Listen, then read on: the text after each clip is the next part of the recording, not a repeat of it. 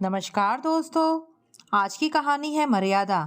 बाहर गेट खुलने की आवाज़ से बरामदे में बैठकर पेपर पढ़ रहे रामदेव ने नज़रें उठाकर देखा।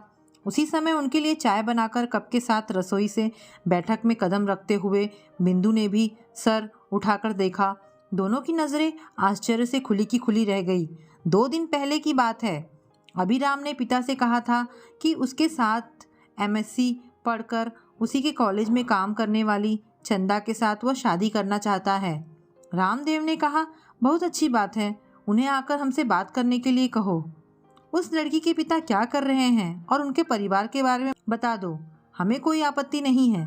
वे किस स्कूल के हैं, उनका गोत्र क्या है, वे हमारे दर्जे के हैं कि नहीं, बस यह भी तो देखना है ना। अभिराम ने डरते हुए बताया कि चंदा के पिता हरिजन हैं और उनकी यह तीसरी संतान है। अब आगे कुछ कहता इसके पहले ही रामदेव ने कहा, यह शादी नहीं होगी, और वे उठकर वहाँ से चले गए। माँ ने अभी को समझाने की कोशिश की कि हमारे ब्राह्मण कुल में बहुत सुंदर लड़कियां हैं, तेरे लिए तो रिश्तों की लाइन लगी है। कल ही तेरे पापा ने भी एक रिश्ते के बारे में फ़ोन पर बताया है। लड़की पढ़ी लिखी बैंक में नौकरी करती है, अपने माता पिता की अकेली संतान है। मैं और तुम्हारे पापा कल उस रिश्ते को हाँ कहकर आने वाले थे। तू इस तरह दूसरे कुल की लड़की से विवाह कर हमारा नाक कटाएगा क्या? लोग क्या कहेंगे? हम उन सबको अपना मुंह कैसे दिखाएंगे? कहकर रोने लगी। रामदेव ने पुकारा, बिंदु उससे क्या बातचीत कर रही है? कल हम जा रहे हैं और रिश्ता पक्का कर रहे हैं, समझी? उसको भी समझा दो, यह कल की बात थी। अब अभिराम उस लड़की चंदा को ब्याह कर लाया है। जैसे ही अभिराम चंदा का हाथ पकड़कर आगे आया, रामदेव ने कहा, तुझे मैं अपने घर से अलग कर रहा हूँ। मेरा अब एक ही बेटा और एक ही बेटी है। चला जा मेरी आंखों के सामने से, कहकर अंदर चले गए। जाते जाते बिंदु का हाथ पकड़कर उसे भी अंदर ले गए और दरवाज़ा बंद कर दिया। अभिराम वहाँ से चंदा को लेकर चला गया। दोनों नौकरी करते तो थे, इसलिए उन्हें कोई दिक्कत नहीं हुई। अभिराम और चंदा ने अपना तबादला दूसरी जगह करा लिया। जाने के पहले एक बार माता पिता से मिलने के लिए गया, पर भाई ने, जो उससे 3 साल छोटा था, दुत्कारते हुए कहा, जिसे माता पिता की इज्जत का ख्याल नहीं, उसे इस घर में कदम रखने की इजाज़त नहीं। मुझे लगा जयराम कितना बड़ा हो गया है। मैंने कहा, मैं यहाँ रहने नहीं आया, सिर्फ यह बताने आया हूँ कि मैं इस शहर को छोड़कर जा रहा हूँ। उसने कहा, ठीक है, मैं माँ पिताजी को बता दूंगा। आपके दिए हुए घाव से वे अभी अभी संभल रहे हैं, उनसे मिलकर उनका दर्द मत बढ़ाइए, बाय। कहकर उसने दरवाज़ा मुंह पर ही बंद कर दिया। मैं अपना सा मुंह लेकर वापस आ गया। वैसे मुझे माँ को ही एक बार देखना था। मैं और चंदा दूसरे शहर में अपने काम में व्यस्त हो गए। चंदा के घर से कोई खबर नहीं, ना ही मेरे घर से कोई खबर थी। 1 साल बाद हमारे घर एक प्यारा सा बेटा पैदा हुआ। बेटा धीरे धीरे 1 साल का हो गया और चलने लगा। रविवार के दिन चंदा और अभिराम घूमने निकले। बच्चे का हाथ पकड़कर वे टहल रहे थे। पीछे से किसी ने पुकारा, अभी। जानी पहचानी आवाज़ थी। अभिराम ने पीछे मुड़कर देखा, उसके चाचा का लड़का था। आते ही वह अभिराम के गले लग गया। दोनों सालों बाद मिल रहे थे, क्योंकि अभी के पिता ने खुद तो अभी को अपने घर से अलग किया ही था, साथ ही उनके रिश्तेदारों ने भी अभी को अलग कर दिया था। इसलिए इन सब से मिले उसे काफ़ी साल हो गए थे। बातचीत के दौरान उसने बताया कि अभिराम के पिता की तबीयत खराब हो गई है, कभी मिलकर आ जाओ, क्योंकि कभी भी कुछ हो सकता है। यह सुनकर अभिराम को बुरा लगा कि भाई ने कम से कम खबर तो दे दी होती। उसकी इतनी बड़ी गलती तो नहीं थी कि माता पिता के हालचाल के बारे में भी न बता सके। दूसरे ही दिन उसने छुट्टी ली और अकेले ही पिता के घर पहुंचा, पर उसके पहुंचने के 1 घंटे पहले ही वे इस दुनिया को छोड़कर चले गए थे। भाई ने और बहन भी आई हुई थी, पर किसी ने भी हालचाल नहीं पूछा और उसे घर के अंदर भी नहीं आने दिया। पूरे कार्यक्रम के बाद अभिराम को खाना भी पिछवाड़े में ही खिलाया। माँ ने देखा और सिर्फ आंसू बहाते रही। रात को सोने के लिए अपने दोस्त पंकज के घर गया। बातों ही बातों में उसने कहा, मुझे एक बात तुझे बतानी है। मैंने आंख उठाकर उसकी तरफ देखा। तुम्हारे पिताजी ने एक हरिजन लड़की से तूने शादी की तो तुझे घर और अपनी जायदाद से भी बेदखल कर दिया था, परंतु उनका उसी हरिजन बस्ती की एक औरत के साथ नाजायज रिश्ता था। उस औरत के 2 बच्चे भी हैं। पूरे गांव को यह बात मालूम थी, पर उनकी कड़वी जबान से लोग डरते थे। तुम्हारे साथ जो नाइंसाफ़ी हुई है उसे देख सहन न कर सकने के कारण मैंने यह बात तुम्हें बताई है। तुम्हारी माँ और भाई सबको यह बात मालूम है, लेकिन किसी ने भी तुम्हारी तरफदारी नहीं की है। इस बात का मुझे बुरा लगा और मैंने तुम्हें सब बता दिया।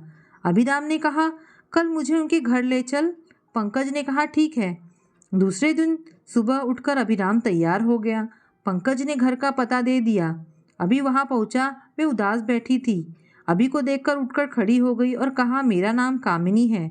आपके पिता ने मुझसे शादी नहीं की, पर वे मेरे पति जैसे ही हैं। उन्हें समाज का डर था, इसलिए तुम्हारी माँ को ब्याह कर लाए और मुझसे बिना शादी के ही संबंध रखते थे।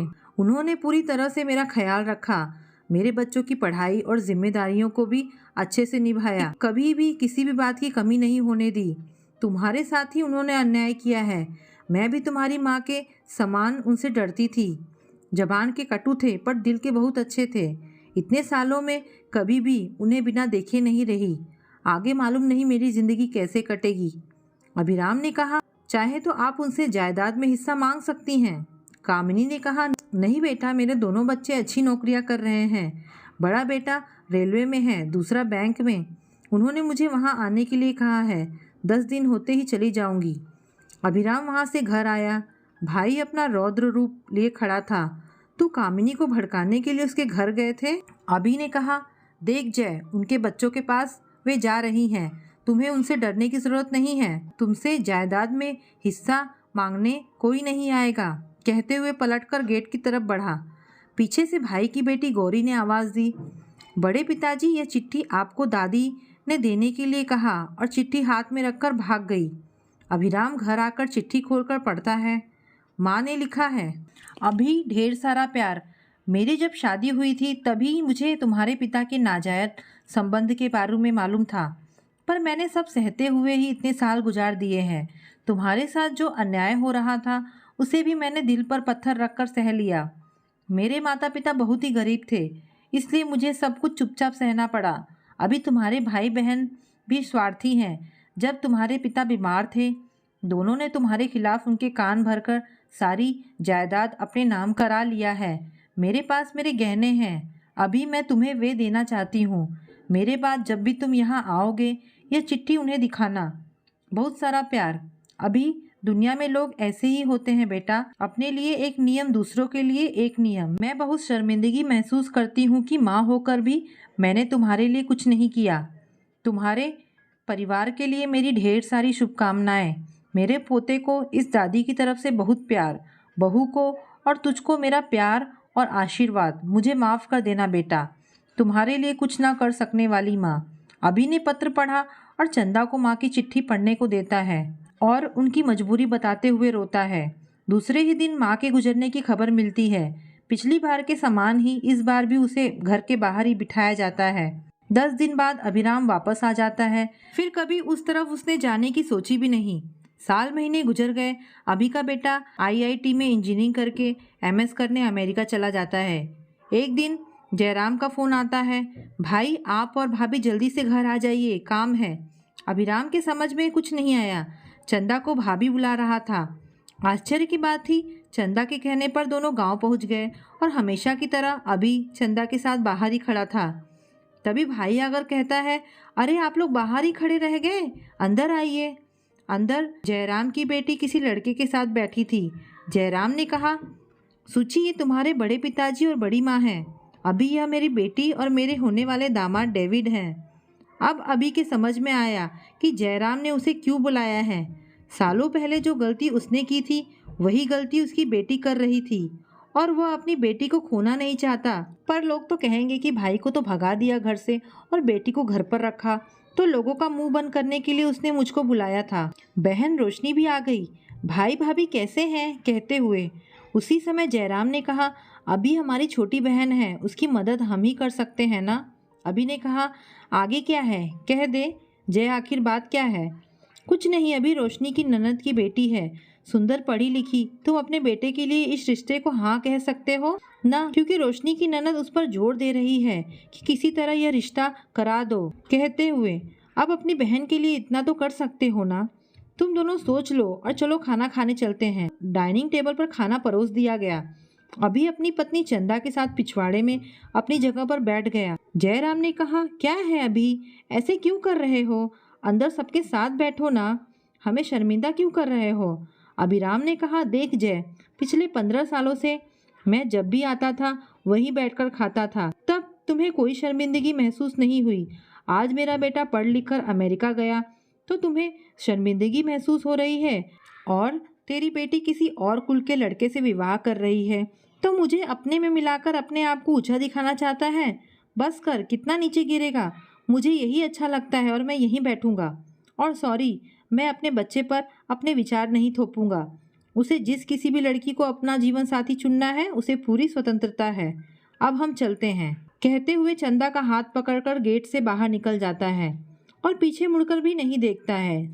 सच ही है, स्वार्थ मनुष्य को कितना भी नीचे गिरा सकता है। वर्तमान समय में भी कुलों की बात करते हैं हम तो इंसान के नाम पर धब्बा है। सबको समान समझकर सबको साथ लेकर आगे बढ़ने की कोशिश करें। तो दोस्तों, कहानी यहाँ पर समाप्त होती है। आपको ये कहानी कैसी लगी मुझे कमेंट करके अवश्य बताएं। धन्यवाद दोस्तों।